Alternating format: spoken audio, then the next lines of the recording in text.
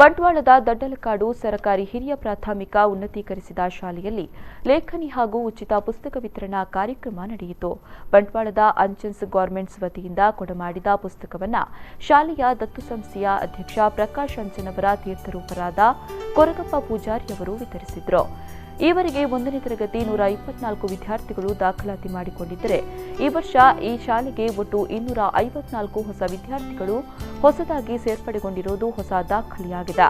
ದಡ್ಡಲಕಾಡು ಸರ್ಕಾರಿ ಶಾಲೆಯ 3ನೇ ಹಂತದ ಕಾಮಗಾರಿ ಆರಂಭಗೊಂಡಿದ್ದು, ಭಾನುವಾರ ವಿದ್ಯಾರ್ಥಿಗಳ ಪೋಷಕರು ಸ್ವಯಂ ಪ್ರೇರಿತರಾಗಿ ಶ್ರಮದಾನವನ್ನು ನಡೆಸಿದ್ರು. ಬೆಳಿಗ್ಗೆ 8 ಗಂಟೆಯಿಂದ 10 ಗಂಟೆಯವರೆಗೆ ಶ್ರಮದಾನ ಸೇವೆ ನೀಡಿದ್ರು. ಕಳೆದ 3 ವಾರಗಳಿಂದ ಭಾನುವಾರ ಶ್ರಮದಾನ ನಡೀತಾ ಇದ್ದು, ವಿದ್ಯಾರ್ಥಿಗಳ ಪಾಲಕರು ಉತ್ಸಾಹದಿಂದ ಪಾಲ್ಗೊಳ್ತಾ ಇದ್ದಾರೆ.